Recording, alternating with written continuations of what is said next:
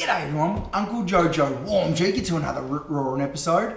Today we're going to look at an owner-builder job. Since I've been putting up a few videos on owner-builder versus builder, registered professional builder, I've had quite a lot of comments about them. So what we're going to do is we're going to do a walkthrough today of an owner-builder project. It doesn't look like it's been certified. So when I say certified, it hasn't had to go through the stringent measures of getting the final certificate or occupancy permit. So what that means is what we need to do as a professional builder, we need to go through stringent measures to make sure that we reach certification of occupancy. So we need to make sure that we've got steps the right height, which means rise and run. We've got smoke detectors in the right positions. We've got ducting that goes to external elements of the build. Certain materials are used in certain positions.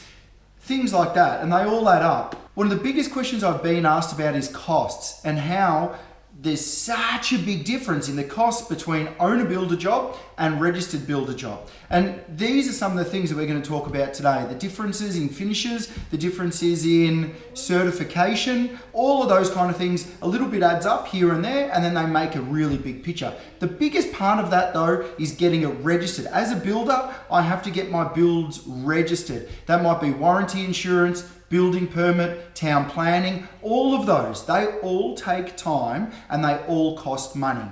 Then on top of that, we make sure that we've got stringent measures in place to make sure that the area or the home that we're building or constructing is done so in such a way that it's safe. The safety of the occupants is of the utmost importance in both the structure and how we do it, as well as the materials we use and where we use those materials, including VOCs, volatile organic compounds, paints, sealing compounds, all of that kind of stuff.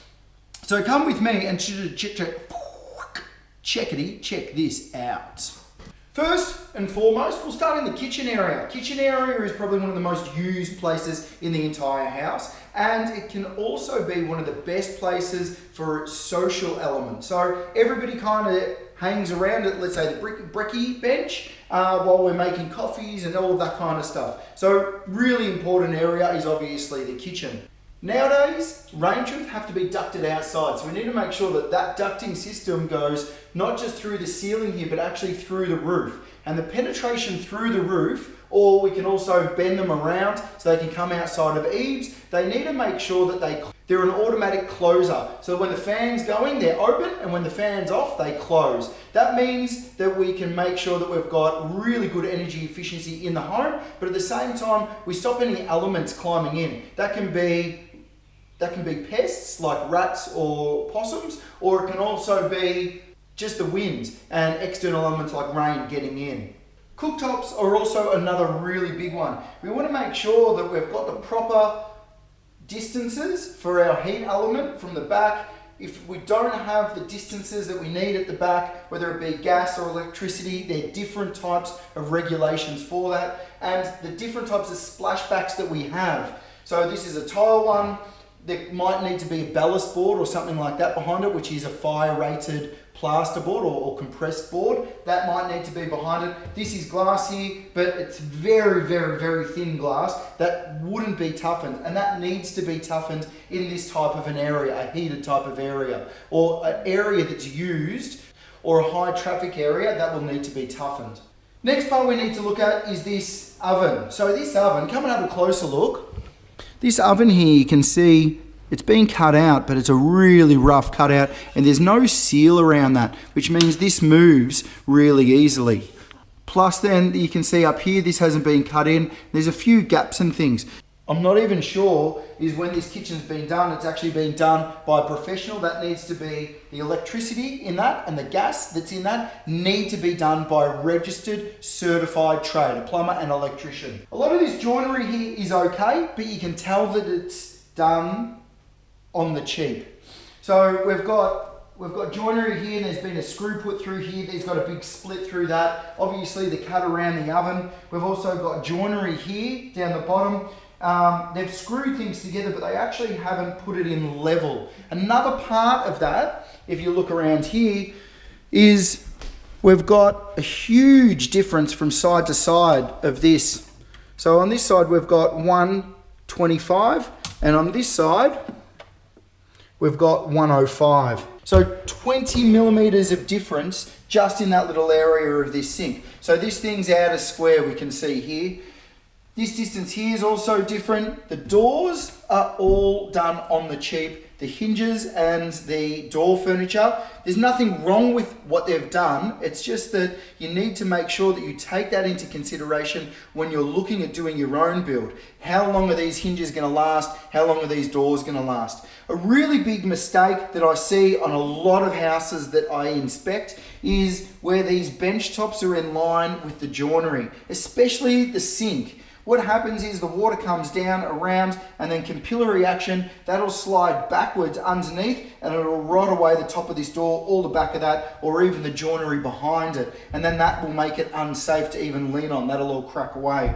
You need to really make sure that these bench tops are proud of the doors by about 20 mil, or have a secondary lip there so it gives the water somewhere to drip off. But then you'll have a slipping hazard on the floor or something silly like that. So make sure you look at all of those little things, and that's the importance of getting a professional builder involved. Now, this up this end looks amazing. I think this has got a really good feel to it. The problem is, if you haven't picked it up yet, is that we've got a bathroom which has got a toilet around the corner opening up to an eating area. So areas like this have to have a secondary seal. Come and check this out. Here we've got the bathroom area, and you can see here we've got the toilet, and it opens up, and this bathroom area opens up inside an eating area, and it doesn't have an extraction fan. If you do something like this, you need to have a door that's sealable, so a good contact seal all the way around, and a high-powered fan to make sure it's going whenever anybody's on the toilet, opening into a food area. The old system was always a double seal. You had to go through two doors. It was called an airlock, and what it was you had to go through one door away from the toilet area, and then you would have to open a door into the eating or entertainment area. That would always then separate, it would always separate lavatory fumes from the eating area. So important. Another big thing to be taken into consideration when doing a bathroom area is the kinds of stringent measures that we have to reach as builders. Wet areas, such as this bathroom, have to be waterproofed. Now, I did a little bit of a test on this tap down here, and I pulled it out. I pulled this cover off, this tap here, and there was no silicone around the thread that was coming out the wall, and I couldn't see any waterproofing. This here is a shelf inlay. Now, the shelf inlay is completely flat. So what happens is when water gets on there, the water just sits on there. What you actually want to do is put a very slight angle on that so it runs off. Next is how high the shower rail is. The shower rail is extremely high, doesn't need to be that high. And the worst part is that we've got timber in a wet area. They've tried to counteract that by putting glass around it. You have to have non-permeable surface. So glass is great, but the big thing is that there's a big, huge gap in the middle there that isn't siliconed up, and water's going to get inside there and then just sit in there and rot that away. That goes all the way across, and including on that side as well. The top reveal hasn't been painted. You can even see gaps through that. And these architraves with a very straight edge all the way around need to have an angle. So any condensation that sits on that timber can actually run off. Another big one here is we've got a huge gap at the top. That's about, I'd say, 12 mil. So at the top here we've got 12 mil. And then down the bottom, here, we've got maybe 4 mil. So you can see that that door's out, but then when the door closes as well, you can see that it's hitting on the end of that, but there's a huge gap at the end. The paint job, you can see the paint through here. There's paint through here. So that hasn't been stopped up very well. The mirror, there's a really big gap around all of this mirror, all the way around. Now, I'm not one to really pick on workmanship, but I have to stress the biggest part of this is the difference in workmanship between a tradesperson finishing a project, and a owner-builder finishing a project. Each one of these elements will play a massive part on how this job is finished and the certification of that job as well. The longevity of the build is also a big plus. We as builders need to warranty our builds for 10 years. There's no other occupation that has to warranty their work for 10 years, and as builders we need to do that. Walking down this hallway, we can see here, this is a masonry or a mortar bed that's put over the top of the original floors and then divided up with these timbers. It's a finish that I've never seen before, but you can see here there's lots of air bubbles that have come to the surface, so it hasn't been finished very well. And you'll notice here these skirting boards. These are actually not really a skirting board, they're an old Victorian architrave. You'll notice here that they haven't been finished properly. That's just cut on a back edge, and you can see the edge. If a professional does it, then it has to be cut on a 45 and return edge on these corners. That's how we would professionally finish it off. We do the same thing here. Now, one huge aspect of this is where these lights are. So these lights, oh, and look at the paint job on the ceiling. Can you see that? It's a very splotchy job on the ceiling, which means it's very thin paint. Now, one really big section here is this little nib that we've got that throws a shadow. So because that throws a shadow, we've got a step. Not only will this step become a tripping hazard, but if you look at it, it's actually, the step itself is actually at 210 mil, including the carpet.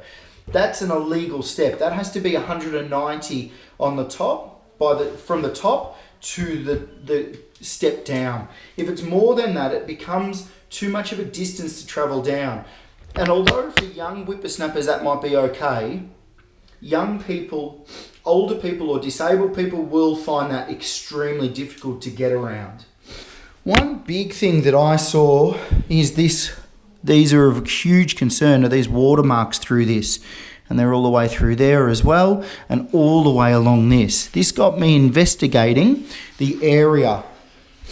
And this all comes directly from the laundry. So you can see that there's, and that actually feels to be wet underneath that. And there's also watermarks here. So where this is leaking is a huge concern. If this was a registered job, we'd actually make sure that all the pipe work that was used was legal pipe work. So certain pipe work is, whoa, I don't know what happened there. So what I was just saying was you need to be getting the right pipes in the right place. There are pipes that you use for hot water, for cold water, for gas, that kind of thing. You need to use registered trades wherever you can. It makes the biggest difference. Electricity, gas, water, they're all big ones, but even more so, structural integrity is a massive section of that. You can see that there's nib walls in this place, and there's other stuff as well that's been renovated and moved around. This is freshly painted, not very well. This is freshly painted, but we haven't seen any cracks yet. Big part of when people do renos extensions is the structural integrity. This video went on for a little bit longer, and I did show some other bits and pieces through it. I'm sorry it's cut out, I don't know why, but structural integrity is a must. Get registered trade people in wherever you can and get trade advice. Make sure you get the right people in at the right place. We do have a new cluster of videos that are coming up on our website, which you can get your hands onto, and that'll help you figure out what trades to get into your build wherever you can to save yourself time and precious money. Big section of this also, massive section of this also I should say, is when you do these works, they have to be certified. If you go to on-sell the home later on and there's things that aren't legally done, then you will have to get them certified later before you can on-sell, and that can cost you big bucks. So make sure you do it as you go along and do it right, do it right. Do it right, yeah. Thanks for watching. Any questions or queries about that, please flick it over to me. I'll answer them for you best I can, whenever I can. Thanks for watching, and like always, stay unreal banana peels. I'll see you in the soup.